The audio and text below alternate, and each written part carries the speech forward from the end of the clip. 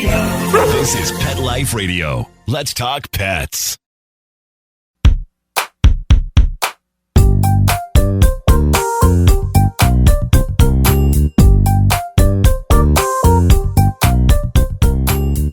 Welcome to another episode of Vet Candy's podcast, In Other News, a podcast to expand your idea of what is impacting the veterinary world, veterinarians, and all animal care professionals as humans. We are your co-hosts, Dr. Jen. And Dr. Jenifer Chatfield. If you are not yet a Vet Candy subscriber, why not? Please subscribe for free today at myvetcandy.com.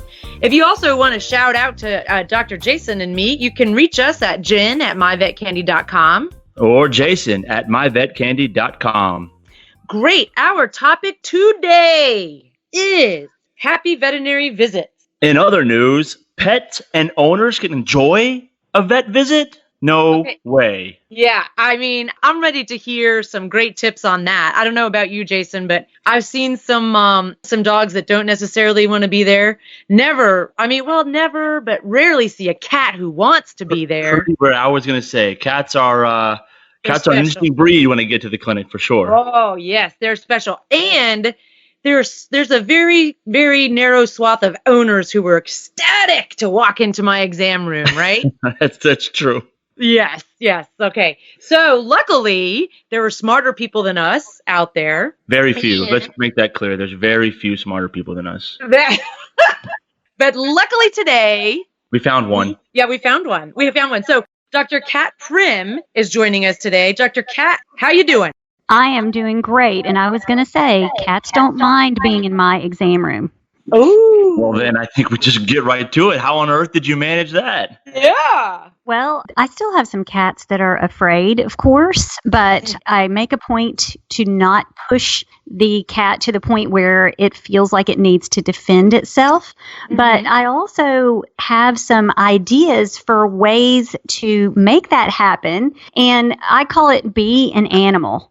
That all the veterinary professionals think like an animal and consider the way the cat or even the dog might perceive your veterinary environment. So I think that is a good framework for starting to make vet visits better. Okay, Dr. Primm, I can't go whole hog, pun intended, whole hog, as you clearly haven't changed my name to Dr. Dog, because you're Dr. Cat. Is that why did you start off ahead of us? That's what I'm thinking. Well, I think you need to talk to my parents because they named me this. And then they subsequently said you have to be a feline lover, right? That's correct. And you have to have the best exam room for cats. Yeah, it was understood. Right? Understood. Right. It was understood. So I guess we're going to maybe hear some tips from you, maybe like, I don't know, some 5 tips. But wait, I digress. Hang on. Stop the bus. Newshounds. I would like to know, Dr. Kat, where are you coming to us from today? Where are you located? I am in Tennessee. In Tennessee. Okay. So I think that we should probably go ahead and make sure everyone's aware that you're in Tennessee and you have a lovely exam room, clearly, as you mentioned. I am at the farm, and Candyverse, prepare yourselves. Dr. Jason has exited the basement. I exited the basement. I came to the surface. Now I'm in Miami, but not in the basement. We'll just leave it at that. Not in the basement. Graduated out of the basement. Already a friendlier place. So before you get to your tips, are these going to be tips for me as a practitioner or for owners to do? Or am I supposed to give a memo to the pets? Like, who are these tips going to be for? Well, they are for anyone who is a human and can listen to them. And it is just sort of a framework for considering the way a pet might perceive anything. It doesn't have to be a veterinary hospital per se. It could be anything, any stressful or potentially stressful event. So I like to divide it into the animal's senses. And the first sense that a pet uses when they perceive something is their sight, or maybe not the first, but the first one I'm going to talk about is the way we look or appear to the pets. Okay, now I have to worry about the cat's opinion of my fashion choices for a Tuesday. Is that what you're telling me? Well, how does your environment look? if someone's coming in to your animal hospital and they've got their cat in a box and they set the box down and the second client's nosy pug is snooting and snorting right in the door of the cat carrier, or maybe there is a dog that is lunging and barking. I mean, what does that look like to a cat to be backed into a corner that way? It's what she's saying is stop being such a narcissist. It's not all about you. There's much more involved than what you as a veterinarian looks like. I think that's a very good point and well made. So it's the entire environment. I love that totally appropriate description of the pug, seeing the world with their nose first, right? Snarfling, snooting into the crate. That's excellent point. Yeah, I'm not a cat, and I don't think I would enjoy that. But what about the pug? So you're telling me now also I should kind of look at it through the pug's eyes also? I think that you should. I've even encouraged people to go through their animal hospital or their environment and maybe even take their cell phone on a selfie stick or something and put it down at the level the pet sees and look at stuff that could be a threat. Are there things that look scary? Are the assistants, like for example, on Halloween, my assistants love to wear costumes and headgear and things, and I'm like, no, I don't think that that's a really good idea when we're seeing patients because that seems scary to puppies and kittens and just animals. Oh yeah, they don't like change. Yeah, they don't. Well, neither do humans, frankly. But however, you're right on, because I've seen dogs that are perfectly happy with a person, and the person puts on a baseball cap and they flip out. Whole world changes. Oh yeah, the whole world changes, exactly. I'm not really sure that I want to get down on the floor level and see the dust bunnies that are all over the place. But I do get your point, and so listen. Hold on, Jen. I don't know. I think that's not a bad idea. I would probably not even have the selfie stick. I would make everyone get down and see it. You're expecting these animals to be comfortable. You might as well see what they see and put yourself physically in their position. I think that's an excellent idea. And have the entire staff do that, and then video it, of course. Video the staff, and then send it to myvetcandy.com. Yes, absolutely. Everyone crawling around looking, but that's a very good point. It is. So we made a video. We took one of my team members' dogs, and we put a GoPro camera on his head, and we walked him through the animal hospital, and we did a mock, here's what you see when you walk in the front door, here's what you see when you go into the exam room, and we did a mock visit. And it was very eye-opening for me. It really was. This is why we said you were smarter than us. We, of course, would have been on the ground with our phones looking like a bunch of fools. And you just said, why not just use technology and put it on the dog or the cat? That's fantastic. Yes, that's awesome. All right. So we like your first one. That is an excellent point so far. That's a great one. Okay. And actually, I should mention to everybody that Dr. Primm is not just doing a podcast with us to talk about this, but in the Candyverse, we think that it's so important that pets and their owners enjoy the veterinary visit, that there's actually a guide to happy customers that Vet Candy has out. And it's a free download, so you can download it for yourself. If you're a pet owner, you could take it to your veterinarian. That'd be a bold step as an owner. Pretty bold. Yeah. Or as a veterinarian, you can download it, share it with your staff, get some ideas. It's at myvetcandy.com/happy. And Dr. Primm and actually Vet Candy's own founder and CEO, Dr. Jill Lopez, worked on that together. So, all right. So number one, we have see your world as they see it. What's your second tip? Okay, the second way that I think is helpful is to hear the world the way they hear it. So have you ever been at work and maybe there's a dog dropped off in the treatment area or in the ICU that is going, and then you have a cat come in and the cat hears it and it's just ultra stressful. So you have to think about, what do they hear? Do they hear your phones ringing crazily? Do they hear other patients vocalizing? Do they hear your team members on break in the back singing or, stomping? What do they hear? And I think that is really important. And possibly, what are your clients hearing too? And so that's important everywhere you go. I was at the dentist once sitting in the exam room, and I love my dentist. Nothing ever hurts. He's fabulous. And so is my hygienist. But you could hear the drill in the lobby, and they were working on somebody. And then it sounded like somebody groaned or moaned or whatever. And then there was another noise, like a scream. I can't imagine what was going on back there. The dude got up and exited. Yeah. He exited the lobby. I would too. That's crazy. He was a no-show for his appointment because he couldn't handle the sound effects coming from the back. But I think you just made her point, right? And these poor animals hear all these things, and they think, what on earth is happening? This is a scary place, and they want to leave, but they can't. So they just get really stressed out. So Exactly. Yes. And it puts them in a fight or flight situation where they feel they have to defend themselves. And that is a risky situation for everyone, for pet owners, for the pet, obviously, and for the veterinary team, for an animal to feel like it's going to have to defend itself. That's a bad situation. Oh, yeah, because they can't flee. So, okay, great. Let's see. We've done sight. We've done hearing. And so what's next? What about what do they smell? So as human beings, yes, you are. And I'm glad that you're picking up on that. I am. So as Gold human star beings, for Jason. we don't perceive smells the way pets do, but we do smell things. I mean, if you'd gone to your dentist office and it smelled terrible, I mean, if you smelled blood, wouldn't that have made it even worse? Oh my God, I would have left if I smelled blood at the dentist office. Or rumen contents. Right. Well, okay. Ooh, yikes. Yes. Oh my gosh. Yeah. So think about it. You see, Dr. Jason, this is what I'm telling you about personal hygiene. Oh, great. I important. don't know why you had to bring that up, but whatever. This is a podcast, not a smellicast. All right. That's right. So think about the way you remember things that are associated with scents. Someone posted on Facebook that there is a new mural at my veterinary college in the large animal corridor, and when I saw that, I could smell DMSO in my memory. Of course. That's right. So, I mean, we underestimate how important smell is to the way pets perceive. And on a side note, there are also chemicals that pets can perceive that are not specifically odors, but are pheromones, and that can make a huge difference as well.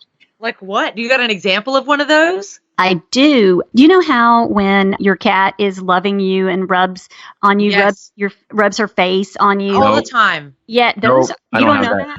No, it Jason's doesn't happen to me. unfamiliar. Maybe I have his no cat idea. doesn't love him. It's a sad day. Okay. Go ahead. But that's actually depositing a pheromone on you that identifies you as a treasured affiliate or a safe place. Yeah. So I'm treasured.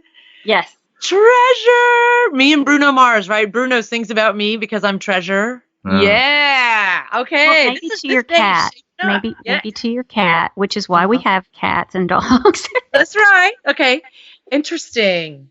So these chemicals have been created in a lab in a synthetic version, and we as veterinary professionals and pet owners can utilize this synthetic version of the pheromone to help cats feel safe in places that we need them to be. So maybe they're a cat carrier, maybe the car, maybe the veterinary hospital, but we can take advantage of the science of pheromones to help make anxiety better for pets. Excellent. So listen, Okay. I've heard about these things and used them or whatever, but and you think that they really work? Because there's a bit of controversy, I think, not controversy, but there's always the naysayers. Oh, they don't work. That's just people trying to get you to spend money, but you stand by it, correct? You say use them. It doesn't hurt and will most likely improve your cats and dogs, or just strictly cats behavior? Dogs and cats. You know what? I'm I'm a naysayer too. I'm really skeptical because I feel like there are lots of things out there, but this is not one of those things because I have seen this work, and it doesn't work the same for every cat or every dog. But I have a Labrador Retriever patient that she expresses her anxiety with hyperactivity and hypervigilance. And I sprayed one of these synthetic pheromones on a bandana, and I put it around her neck, and it was instant.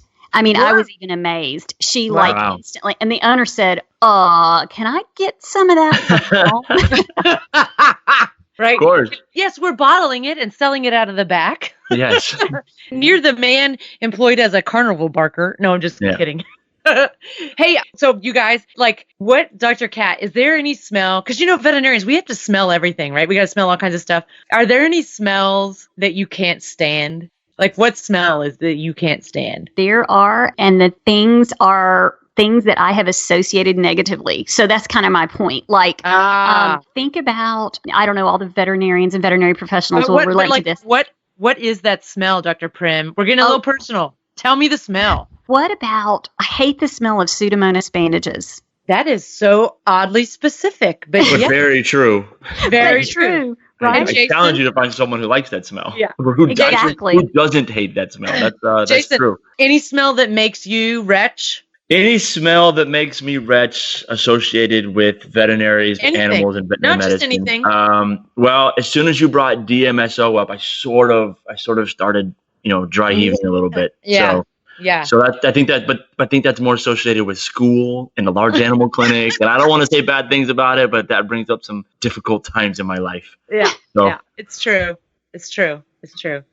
All right. So now that we did the negative smell, what's the happy smell for you guys? Well, I like lavender. Oh, and actually studies have shown that dogs like lavender too, and cats possibly, that those smells can be calming for pets. Now, it's not like you're going to whip out a lavender plant and all of your patients are going to become catatonic. It's not like that, but it is something that might be calming, that's easy to do, and it causes no harm. So, I like that. Interesting. Lavender, very good. Jason, yours besides chocolate? Well, not anything chocolate, of course, but so like leather. Like, I'm being serious here. Like leather smells great, right? A boot shop, a tack shop. Not that I'm a cowboy, but anytime I pretend I am and go to a boot shop, it's fantastic. I love it. So that's a little too personal for me. We can move on with some other stuff, but no. What about a high-end car with leather upholstery? Of course, that's great. Yeah, he's turning red now. Look at him. Oh, y'all can't see him.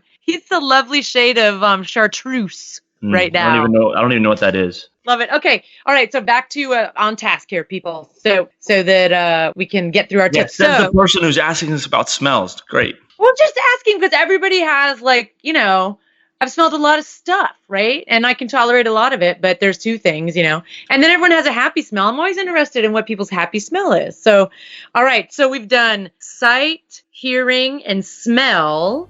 And we're going to take a quick break because when we come back, we're going to do the final two sense-based tips from Dr. Kat Primm. So hang in. We got to pay some bills. We'll be right back.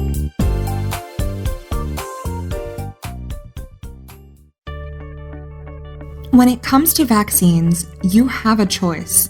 Keep it clean with Ultra Duramune. These highly purified, half-milliliter dose vaccines are designed to minimize the reactions associated with unwanted proteins and reduce discomfort. Keep the good, clean fun going with Ultra Duramune. Learn more at elaneco.us.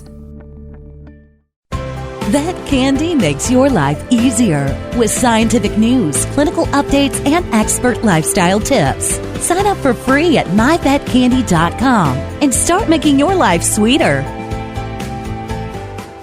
Oh, sure. It's all fun and games until someone ends up in a cone. That's right. We're animals. Deal with it. Pet Life Radio. Let's talk pets.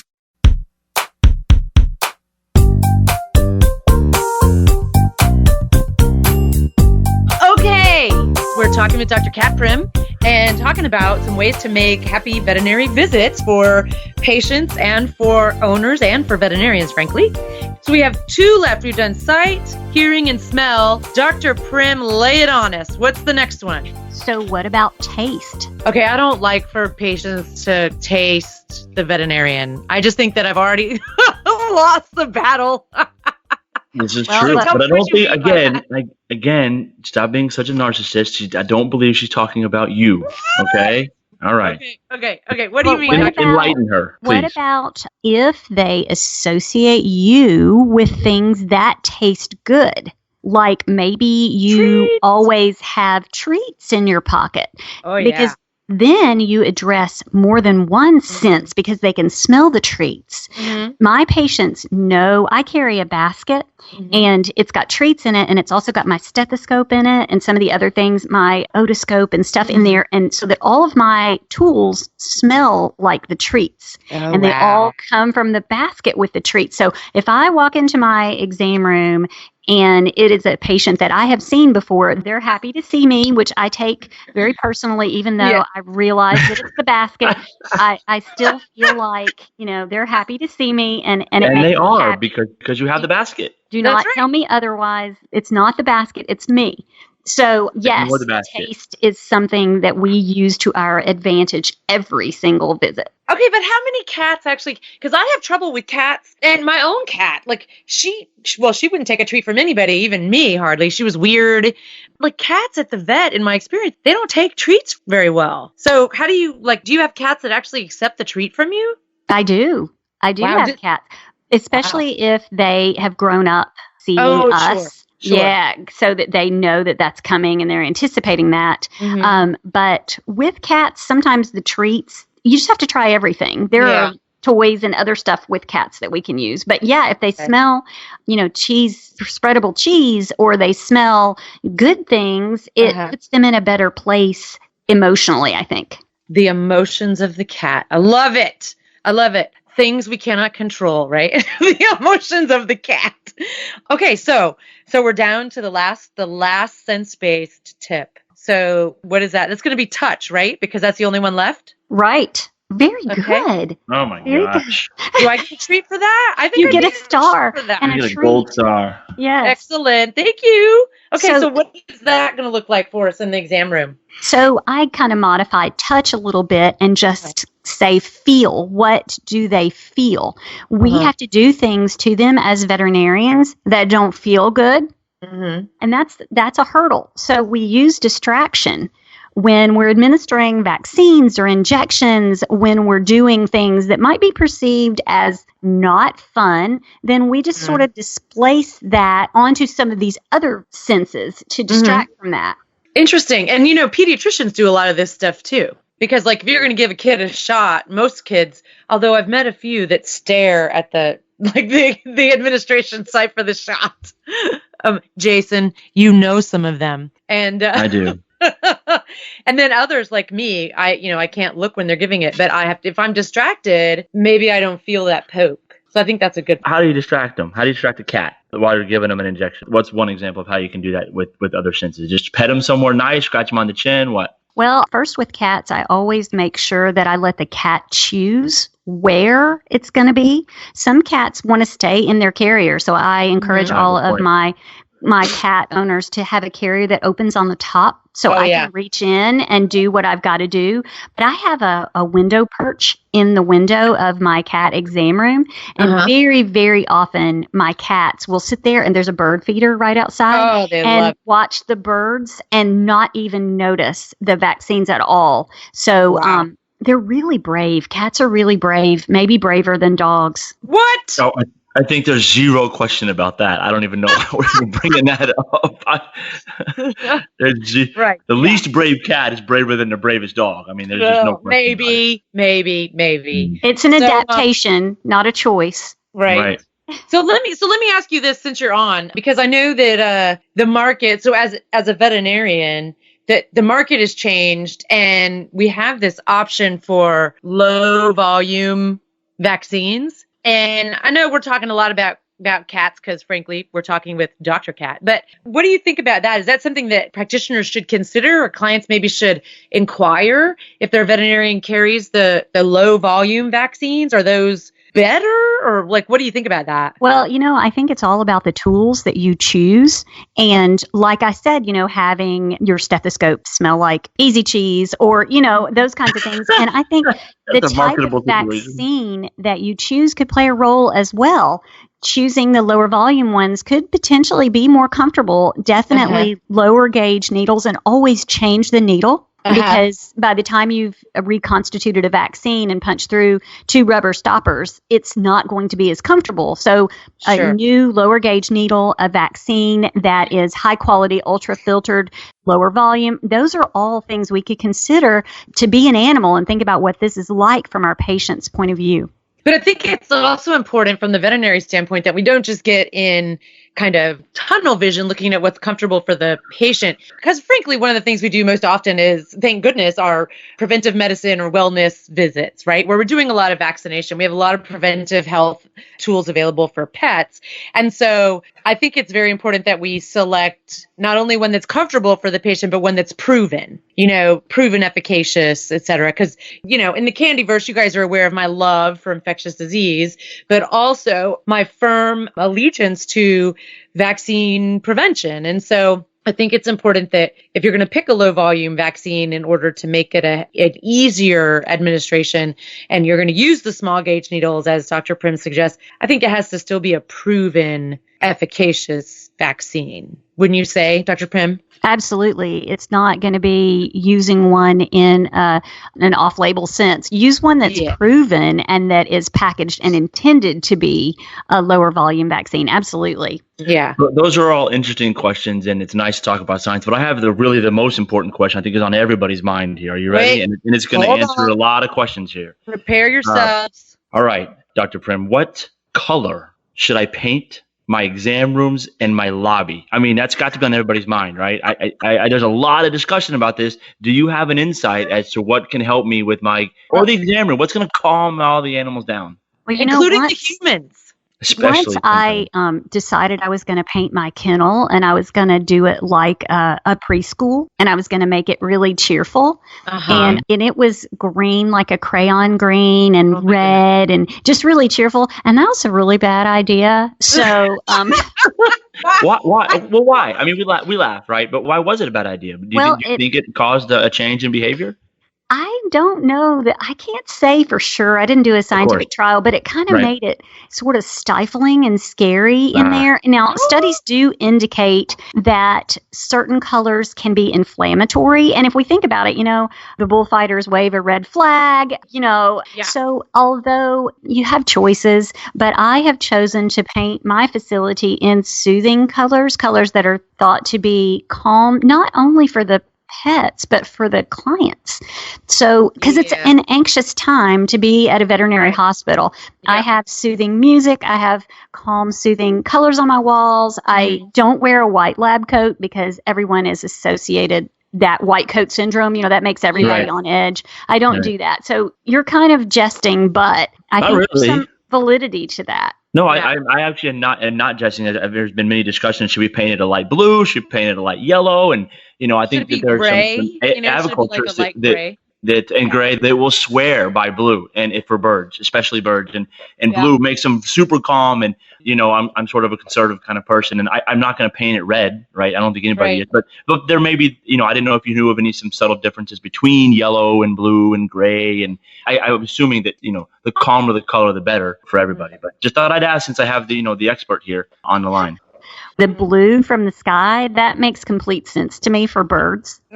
Sure. Well, and then I have another question too.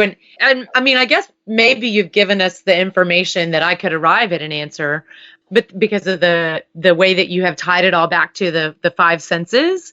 But, I guess it was a handful of years ago. Well, not a handful now. It's been a while. a big giant handful. Right. The giant that Jack found at the top of the beanstalk. His hand full of years. When we started recommending that practices separate cats and dogs as they're waiting for their visits. And so, some practices will have like cats on this side of the waiting room and dogs on the other side. Is that separated enough? Like what should I do if I really want to use that as one of my tools to make it a better visit for both dogs and cats? How far do I have to go? Well, I actually kind of eliminated my waiting area, my reception area, when I remodeled my practice. That's pretty far. I have a small retail area, but it is not a place where live animals wait. That's a recipe for disaster. You've got cats in boxes, dogs on leashes, bottlenecks of clients. Dr. Primm, you don't have to tell me. I love everything infectious. I am fully aware of the petri dish known as the lobby. Right. Well, so mine is minimized. And when the clients, and we schedule, in a way where we kind of know who's coming. Yeah. But when a client arrives, especially with a cat, we put them directly into the exam room. So the cat doesn't have to experience the dogs, because I treat dogs and cats. So just separating. So is that exam room like only for cats? It is. Okay, so a dog never comes into that feline paradise known as your exam room. Never does a dog go into the cat room. Occasionally we get really full and a cat will have to go into an exam room that has been attended by a dog, but never does a dog go into the cat room. Whoa. The cats are loving that. Wow. They do seem to, and it's got a window with the window seat, like I said. So, and it's kind of. Oh, yes. I meant to bring that up. I forgot about that. I think that's the number. That is such an awesome, and maybe I'm just way behind the times, but it's such an awesome addition if you can do that. I've never seen one, but just thinking about a window seat for a cat while you do an exam, I mean, excellent. With a bird situation on the outside, that is well thought of. If the sun could shine. I would love to see that in action. That's fantastic. And also if the sun could shine like all day long on that window seat so that the cat could bask a little bit. I mean, I'm assuming that she has a fake sun on the outside, so even on rainy days, there's a sun there, right? So right. We are thinking that Dr. Primm might control the sun, the moon, and maybe some of the stars. Could be. Because these are incredible tips. And, as an owner, I think that I would start to look for these little, these, because they're kind of subtle things that you're describing. They're not super hard to do. So I would think that most practitioners could do it. So as an owner, I might start looking for that in a practice. Do you recommend that for owners? To look for a practice that prioritizes the way their pet sees things, yeah. I mean, when you say it like that. You say it like that, it's a no-brainer. Why would you go anywhere else? Hello. Yes. And so that leads me actually to my other tip for those in the Candyverse who are listening is that in our Vet Candy Guide to Happy Customers, there's also lots of great marketing tips for practitioners and practice managers. And I think as an owner, you can use that guide. You can just reverse those. And instead of taking those actions, I think you look for a practice that's taking those actions. And those, again, are from Vet Candy's own founder and CEO and marketing guru, Dr. Jill Lopez. She's gathered those from folks such as Dr. Primm and through her own experience. And I think that's a little bit of a novel approach, looking for marketing that. So, okay, Dr. Primm, is there any one tip that you think practitioners miss all the time that you want to share with us as we come to a close on our discussion of happy veterinary practice visits? Well, it's be an animal, right? Mm-hmm. So I think that the one thing that is missed most, and I'm in my practice now a lot, and I'm not in a lot of other practices, but I think addressing the fear of existing patients in addition to the one that you're seeing right that minute is something that's easy to do, like your post-surgical patients, which are experiencing some anesthetic excitement phase or what have you, and then the ones coming in the front door are hearing that. I think addressing the issues of the pets that are already there, or maybe you have a boarding dog that is anxious in the boarding kennel, and here you come with another dog, and then everybody's anxious, and it just becomes sort of infectious. Oh, it's like my niece and my two nephews. If one of them was screaming and unhappy, it would get all over the other one. Isn't that right, Jason? That never happens. I don't know what you're talking about. That's untrue for kids. That's not. That's what excitement is not contagious. I use pheromones and blue paint and all kinds of good smelling stuff, so they're very calm. Oh, I just use candy. Okay, got to work too. That's why Aunt Jen's their favorite. Yeah, right. Okay, but I digress. But still, it is, I think, as you mentioned, Dr. Primm, these are easy things that I think everyone can tailor to their practice or tailor for their pet. Because I think the Great Dane is going to see something a little differently than the Frenchie. And the cat sees it different than everybody else. So I think that that's how we have to approach this sort of thing.